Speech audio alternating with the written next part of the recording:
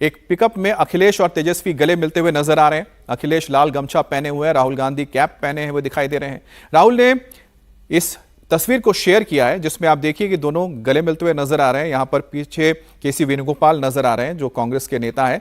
राहुल गांधी भी मौजूद है इस यात्रा में और आरजेडी की ओर से अखिलेश, आरजेडी की ओर से तेजस्वी और सपा की ओर से यहां पर अखिलेश यादव नजर आ रहे हैं। अब जो रूट मैप आप देख रहे हैं, इस रूट मैप को भी देखिए और साथ ही साथ अखिलेश यादव को भी देखिए। क्यों अखिलेश यादव इस जगह पे, खासतौर पे भोजपुर, सारण, सिवान में ज्यादा महत्वपूर्ण हो जाते हैं इंडिया ब्लॉक के लिए? क्योंकि उनके आने से एक बार फिर से जो आरजेडी के जो वोटर हैं, आरजेडी का जो कोर वोट है एमवाई यानी कि मुस्लिम यादव समीकरण को मजबूती मिलती है।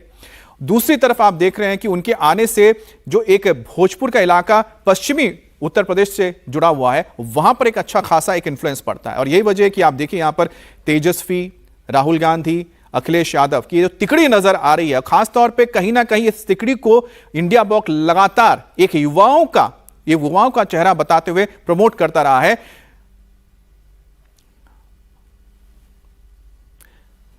तो अखिलेश यादव जैसे यहां पर आए हैं तो और जो आपको भोजपुर का रूट हम दिखा रहे थे, क्योंकि ये पूर्वांचल का हिस्सा है, पूर्वांचल के साथ सटा हुआ है, तो पूर्वांचल में 2024 में जबरदस्त यहां पर गेन किया था, सीटें काफी ज्यादा पाई थी अखिलेश यादव ने, समाजवादी पार्टी ने। और यही वजह है कि वो इस इन्फ्लुएंस को 2024 के बाद 2025 में भी इस्तेमाल करना चाह रही है इंडिया ब्लॉक। बिहार चुनाव में अखिलेश यादव की मेगा एंट्री की वजह क्या है, पहले अब आपको समझा देते हैं। बिहार में आरजेडी के एमवाई फैक्टर का विस्तार करना, यानी कि एमवाई फैक्टर को अखिलेश के पीडीए से जोड़ना है। मुस्लिम प्लस यादव वाले वोट बैंक को पिछड़ा, दलित और अल्पसंख्यक वोट बैंक तक ले जाना है। बिहार में महागठबंधन यादव और मुस्लिम वोट बैंक में बाकी दलित और पिछड़ी जातियों को भी जोड़ना चाहते हैं, इसीलिए अखिलेश के पीडीए फैक्टर की जरूरत पड़ रही है। वहीं पर वोटर लिस्ट के मामले में भी विपक्ष बिहार चुनाव में भुनाना चाहता है और अखिलेश वोटर लिस्ट के मसले पर लगातार सरकार के खिलाफ और साथ ही ईसी के खिलाफ बोलते रहे।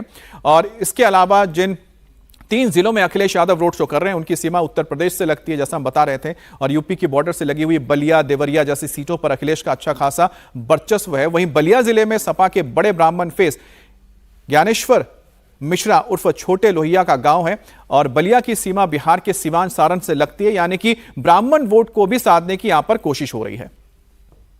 तो बिहार में जिन 3 जिलों में अखिलेश, राहुल और तेजस्वी की तिकड़ी इस वक्त हुंकार भर रही है, वहां पिछले चुनाव में गठबंधन ने बेहतरीन प्रदर्शन किया था। जैसा हमने आपको बताया था, महागठबंधन की कोशिश है कि 2020 के उसी को एक बार फिर से, यानी कि जो रन रेट या फिर स्ट्राइक रेट थे, उसको दोहराया जाए। तो जैसा हम बता रहे हैं कि जिला भोजपुर है, कुल सीटें 7 है, महागठबंधन ने 5 सीटें यहां पर जीती थी।